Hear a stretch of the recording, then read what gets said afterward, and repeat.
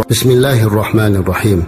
Alhamdulillahi Rabbil alamin. Wassalatu wassalamu ala ashrafil mursalin. Amma ba'd. Assalomu alaykum va rahmatullohi va barakatuh. Muhtaram azizlar, biz dunyoda mo'min musulmonlar hammalarimiz bir-birimizga do'st, qadrli ulfat bo'lib hayot kechiramiz. Bizlarning eng katta dushmanimiz bor. Mana shu dushmanning yomonligidan doimo panoh so'raymiz. Bu dushmanimiz kim? Bu shayton alayhi la'nadur.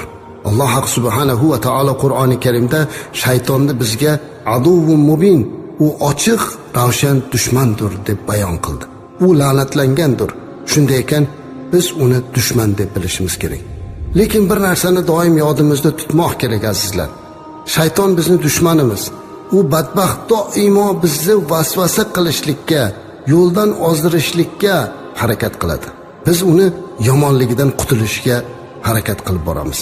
Lekin shaytonning yomonligidan Allohning yordami bilangina qutulishligimizni esdan chiqarmaslik kerak. Shuning uchun ham doimo a'udhu billahi minash shaytonir rojim deymiz. La'natlangan shaytonning yomonligidan Allohim sendan panoh so'raymiz deb aytamiz. Agar Allohning yordamisiz biz shaytonni yenga olganimizda bu kalimani hojati bo'lmas edi. Holbuki Qur'oni Karimda Alloh azza va jalla o'zi agar sizlarni mana shunaqa shayton vasvasa qilayotgan bo'lsa, Allohga istioza ayting deb o'rgatgan. Shunday ekan biz shaytonning yomonligidan doimo himoyalanishligimiz uchun Allohdan yordam so'rab, o'zimiz qalbimiz bilan bunga harakat qilmoqimiz kerak. A'udhu billahi minash shaytonir rojim. Allohning la'natiga uchragan shaytonning yomonligidan panoh so'rayman. Alloh bizni uni yomonligidan saqlasin. Shayton doimo bizni qalbimizga kirishga harakat qiladi azizlar. Qalbimizga kiradigan darvozalarini topib o'sha darvoza orqali bizni ichimizga kirib oladi. Albatta shaytonda kiradigan joylari juda ham ko'p, lekin biz bugun eng kattalari haqida gaplashamiz. Eng birinchisi azizlar, g'azab va shahvat. Bu shaytonning asosiy darvozalaridan biri. Shu orqali bizni ichimizga, qalbimizga kirib olar ekan. G'azab bu aqlning kishandasi. Aqlni askari zaif bo'lsa, shaytonning askari kuchli bo'ladi. Demak, g'azab aqlni ketkizadi. Aql ketgandan keyin bizni askarimiz zaiflashib, shaytonning askari kuchayib ichimizga kirib bo'lar ekan.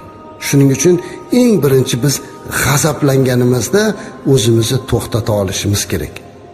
Payg'ambarimiz alayhisolatu vasallam mana shunga o'rgatganlar. Eng bahodir, eng pahlavon odam g'azabi kelganda g'azabini to'xtata oladigan odam. Mana bu odam haqiqiy bahodir hisoblanadi. Shuning uchun inson g'azab otiga minmaslik kerak. Inson g'azablanganda aqlini jilovlamay qoladi va u shayton uchun darvozani katta qilib ochib qo'yadi. Demak, g'azablangan mahalimizda bundan qutulish chorasini ko'rishimiz kerak. Ha azizlar, Payg'ambarimiz alayhi salatu vassalam doimo o'zlarini ushlagan edilar. G'azablari, jahllari o'z o'rnida kofirlarga nisbatan, janglarda dushmanga nisbatan bo'lgan, lekin mo'min musulmonlarga qanday ham mehribon zot edilar. Shunday ekan azizlar, shaytonning darvozasining eng kattasi bu g'azab. Ana bundan keyin shahvat. Shahvat azizlar, bu insonda ortiqcha bir narsaga qattiq berilishligi.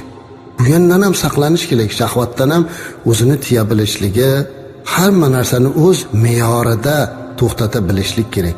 Bu ham shaytonning darvozasi ekan. Ya'ni shayton bizni ichimizga kirishligi uchun mana shu darvozalardan foydalanar ekan. Ikkinchi shaytonda darvozasi ochib bizni ichimizga, qalbimizga kirib joylanib olishligi mumkin bo'lgan darvozalardan ikkinchisi hasad va hirs. Qarang, bandani biror narsaga hirs qo'yishi qanchalik kuchli bo'lsa, o'sha hirsi uni shunchalik ko'r va kar qilib qo'yar ekan. Payg'ambarimiz alayhisolatu vassalam har qanday narsaga bo'lgan muhabbat insonni ko'r va kar qilur deb aytgan ekanlar. Termiziy va Abu Dovud rivoyat qilgan hadisda. Bir narsaga ortiqcha hirs qo'yib yuborish, bir narsani o'ta yaxshi ko'rib yuborishlik insonni ko'zini kar va ko'r qilib qo'yar ekan. Shuning uchun har bir narsada o'rta miyona turishlikka harakat qilish kerak. Va yana bittasi hasad. Hasad azizlar, bu shaytonning eng yaxshi foydalanadigan darvozalardan bittasi desam mubolag'a bo'lmaydi. Chunki hasad bir mo'minni ikkinchi mo'minni yomon ko'rishlikka olib boradigan, unga bergan ne'matlarini ko'rib, u aslida mo'min bilan emas, Alloh haq azza va jalla bilan urushayotganini bilmay qoladi. Bir insonga Alloh chiroy berdi. Bir insonga Alloh martaba berdi, obro' berdi yoki pul berdi, dunyo berdi. Ya'ni bizda yo'q bo'lgan narsalarni berdi. Biz u odamni yomon ko'ramiz, hasad qilamiz. Hasad qilishimiz bilan shaytonga darvozani ochamiz. U bizni ichimizga kirib, yana uni kuchaytirishlikda davom etadi. "Hey" deydi, "qara" deydi, "bu odamda shunday narsasi bor, seniki yo'q." Lekin aslida u odamga o'sha chiroyni bergan ham yoki martabani, dunyoni bergan ham Robbimiz-ku. Nega Robbimiz bilan urushyapmiz? Bu shaytonning ishi, ko'rdingizmi? Shayton doimo Allohga qarshi bandani qo'yishga harakat qiladi. Shuning uchun ham hasad va hirs darvozasini ham nazoratga olishimiz kerak. Shaytonning yana darvozalardan bittasi osongina kirib olishlik imkoniyati, bu uchinchisi taomdan ortiqcha to'yib ovqatlanish ekan. Taomdan ham ehtiyot bo'lish kerak ekan azizlar. Agar ko'p taom yeydigan bo'lsak, bu shaytonning kirishligiga imkoniyat yaratilar ekan. Chunki ulamolar aytibdilarki, ko'p taom yeyilib o'ta to'q bo'lishlik ham insonga yomon xislatni olib kelar ekan. Qalbidan Allohning xavfini ketkizishga sabab bo'lar ekan. Ya'ni qorni to'qda g'ami yo'q degan gap bor-ku xalqimizda. O'ta qorin to'q, qalbdan haloyiqqa nisbatan rahmni ketishiga sabab bo'lar ekan. Ya'ni qorni to'qda, qorni och bilan nima ishi bor deb berdi xalqimiz. Qarang, o'ta qorni to'q bo'lsa ham inson boshqalarga rahm qilmay qo'yar ekan. Chunki boshqalarda ochlik hissini qanaqa o'tayotganini u qalbidan sezmay qoladi. Chunki o'zi qorni to'q. Shuning uchun o'ta to'q yurmaslik kerak. Bu hatto tibbiyotda ham hammamizga ma'lum. Taomni ortiqcha yeyishlik toatni og'ir ko'rib qolishlikka olib kelar ekan. Chunki qorni to'q bo'lgan odam ibodatdan ham dangasalik qilib qolar ekan. Hikmatli so'zni eshitganda ta'sirlanmaslik paydo bo'lib qolar ekan. Qarang shaytonning ishini.